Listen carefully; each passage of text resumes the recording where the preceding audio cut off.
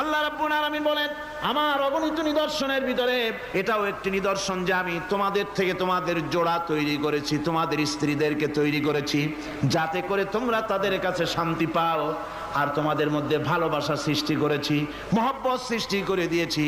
আর পরিণত বয়সে এই মহব্বতকে আমি আল্লাহ করুণার সহৃদয়তায় পরিণত করে দেই। তোমার থেকে তোমার জোড়া নারী সৃষ্টি করেছি, স্ত্রী। সেই স্ত্রীর কাছে তুমি তোমার স্বস্তি শান্তি ফিরে পাবে। আর যখন বৃদ্ধ হয়ে যাবে তখন এই ভালোবাসাটা আমি করুণা আর মহব্বতের মধ্যে পয়দা করে দেই। এর দ্বারা এই ভালোবাসা এবং মহব্বতের মাধ্যমে সন্তান সন্ততি পৃথিবীতে আসে, নাতি আসে, পৌত্র আসে, পৌত্রী আসে। এভাবে করে আত্মীয় স্বজন পরিবেষ্টিত অবস্থায় দুনিয়ায় মানব বংশ আমি এভাবে করে বৃদ্ধি করি।